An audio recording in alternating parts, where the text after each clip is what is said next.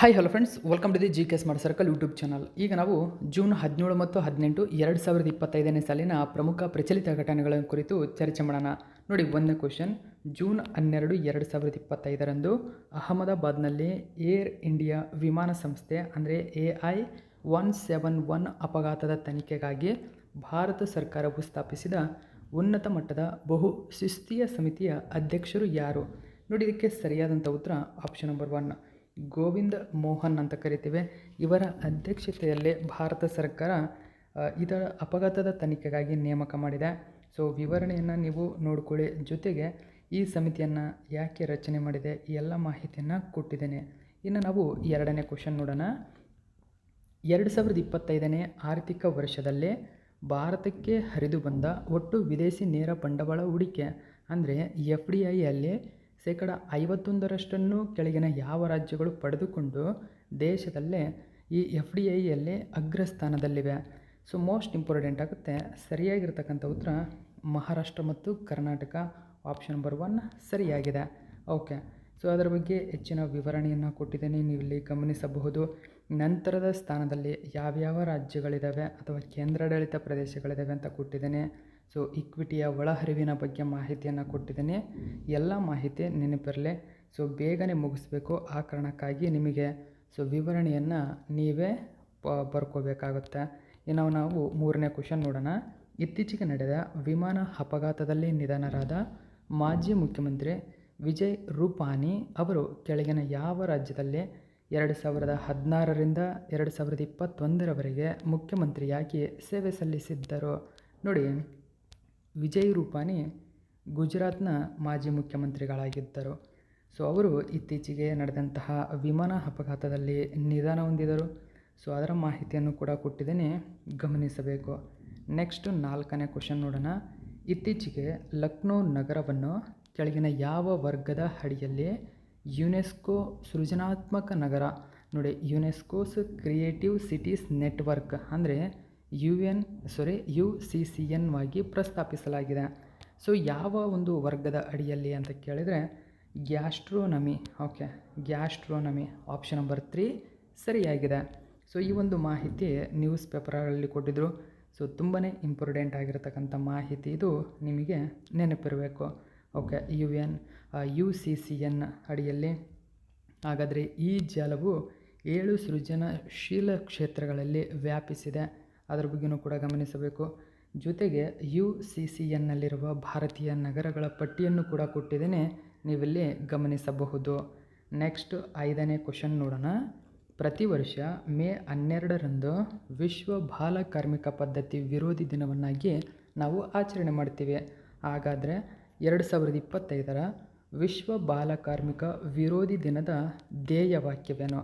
ನೋಡಿ, ಈ ವರ್ಷದ ಧ್ಯೇಯವಾಕ್ಯ ಅಥವಾ ಥೀಮ್ ಏನು ಅಂತ ಕೇಳಿದರೆ progress is clear but there's more to do ಎಂಬುದು ಈ ವರ್ಷದ ಥೀಮ್ ಆಗಿದೆ.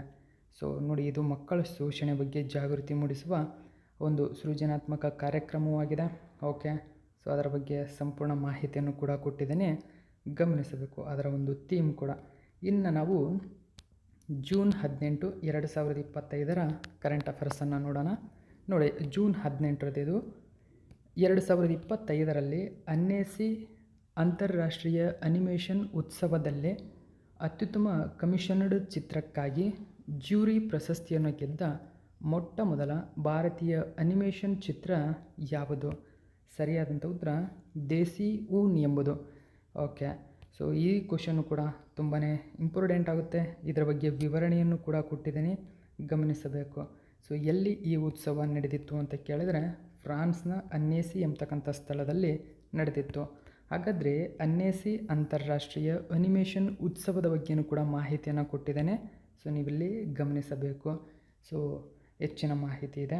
ಓಕೆ, ಗಮನಿಸಿ. ಇನ್ನು ನಾವು ಎರಡನೇ ಕ್ವಶನ್ ನೋಡೋಣ. 2026ರಲ್ಲಿ ನಡೆಯಲಿರುವ 10ನೇ ಆವೃತ್ತಿಯ ICC ಮಹಿಳಾ T20 ಕ್ರಿಕೆಟ್ ವಿಶ್ವಕಪ್ಪನ್ನು ಕೆಳಗಿನ ಯಾವ ದೇಶ ಆಯೋಜಿಸುತ್ತದೆ? ಇಂಗ್ಲೆಂಡ್. ಆಪ್ಷನ್ ನಂಬರ್ 1 ಸರಿಯಾಗಿದೆ. 2026ರಲ್ಲಿ 10ನೇ ಆವೃತ್ತಿಯ ICC ಮಹಿಳಾ T20 ವಿಶ್ವಕಪ್ ಇದು. ಓಕೆ, ಸೊ ವಿವರಣೆಯನ್ನು ಗಮನಿಸಬಹುದು ನೀವು. ಓಕೆ, ಸೊ ಏನೆಲ್ಲ ಮಾಹಿತಿಯನ್ನು ಕೊಟ್ಟಿದ್ದೀನಿ, ಇನ್ನು ICC ಬಗ್ಗೆಯೂ ಕೂಡ ಮಾಹಿತಿಯನ್ನು ಕೊಟ್ಟಿದ್ದೀನಿ, ನೀವಿಲ್ಲಿ ಗಮನಿಸಬೇಕು. ಓಕೆ, ನೆಕ್ಸ್ಟು 3ನೇ ಕ್ವಶನ್ ನೋಡೋಣ. ಭಾರತದಲ್ಲಿ ಯಾವ ಕಂಪನಿಯು ತನ್ನ ಫಾಲ್ಕನ್ 2000 LXS ಸರಣಿಯ ವ್ಯವಹಾರ ಕಾರ್ಯನಿರ್ವಾಹಕ ಜೆಟ್ಗಳನ್ನು ತಯಾರಿಸುತ್ತದೆ? ಸರಿಯಾದಂಥ ಉತ್ತರ ಡಸಾಲ್ಟ್ ಏವಿಯೇಷನ್. ನೋಡಿ, ಫಾಲ್ಕನ್ 2000 LXS ಸರಣಿಯ ವ್ಯವಹಾರ ಕಾರ್ಯನಿರ್ವಹಣಾ ಜೆಟ್ಗಳು. ಸೊ ಇದೊಂದು ಜೆಟ್ಗಳಾಗಿದ್ದಾವೆ. ಸೊ ಎಲ್ಲ ಮಾಹಿತಿ ಕೂಡ ತುಂಬಾ ಇಂಪಾರ್ಟೆಂಟ್ ಆಗುತ್ತೆ. ಸೊ ವಿವರಣೆಯನ್ನು ಕೂಡ ಕೊಟ್ಟಿದ್ದೇನೆ, ನೀವಿಲ್ಲಿ ಗಮನಿಸಬಹುದು. ಓಕೆ, ಡಸಾಲ್ಟ್ ರಫೇಲ್ ಇದರ ಒಂದು ಅಡಿಯಲ್ಲಿ ಬರುತ್ತದೆ. ಓಕೆ, ಡಸಾಲ್ಟ್ ಏವಿಯೇಷನ್ನ ಇತಿಹಾಸದಲ್ಲಿ ಮೊಟ್ಟ ಮೊದಲ ಬಾರಿಗೆ ಅದರ ರಫೇಲ್ ಯುದ್ಧ ವಿಮಾನ ನಿರ್ಮಾಣ ಫ್ರಾನ್ಸ್ನವರೆಗೆ ನಡೆಯುತ್ತಿದೆ. ಸೊ ಅದು ನಮ್ಮ ಇಂಡಿಯಾದಲ್ಲಿ ಎಂಬುದು ಗಮನಿಸಬೇಕು. ಓಕೆ, ನೆಕ್ಸ್ಟ್ 4ನೇ ಕ್ವಶನ್ ನೋಡಿ. ಇರಾನ್ನಲ್ಲಿ ಸಿಲುಕಿರುವ ಭಾರತೀಯರನ್ನು ರಕ್ಷಿಸಲು ಭಾರತ ಸರ್ಕಾರ ಪ್ರಾರಂಭಿಸಿದ ಕಾರ್ಯಾಚರಣೆಯ ಸಂಕೇತನಾಮವೇನು ಅಥವಾ ಅದರ ಹೆಸರೇನು ಅಂತ ಕೇಳಿದರೆ ಆಪರೇಷನ್ ಸಿಂಧು. ನೋಡಿ, ಆಪರೇಷನ್ ಸಿಂಧು ಆಪ್ಷನ್ ನಂಬರ್ 1 ಸರಿಯಾಗಿದೆ. ಸೊ ಅದರ ಬಗ್ಗೆ ವಿವರಣೆಯನ್ನು ನೀವು ಗಮನಿಸಬೇಕು. ಓಕೆ, ಸೊ ಹಾಗಾದರೆ ಆಪರೇಷನ್ ಸಿಂಧು ಹಿಂದೆ ಆಪರೇಷನ್ ಗಂಗಾ ನಡೆದಿತ್ತು, ಅದರ ಬಗ್ಗೆಯೂ ಕೂಡ ಮಾಹಿತಿಯನ್ನು ಕೊಟ್ಟಿದ್ದೀನಿ, ಗಮನಿಸಬೇಕು. ನೆಕ್ಸ್ಟ್ 5ನೇ ಕ್ವಶನ್ ನೋಡಿ. ಇತ್ತೀಚೆಗೆ ಗೂಗಲ್ ತನ್ನ 4ನೇ ಮತ್ತು ಏಷ್ಯಾ ಪೆಸಿಫಿಕ್ ಪ್ರದೇಶದ ಮೊಟ್ಟ ಮೊದಲ ಜಾಗತಿಕ ಸುರಕ್ಷಿತ ಎಂಜಿನಿಯರಿಂಗ್ ಕೇಂದ್ರವನ್ನು ಎಲ್ಲಿ ಸ್ಥಾಪಿಸಿದೆ?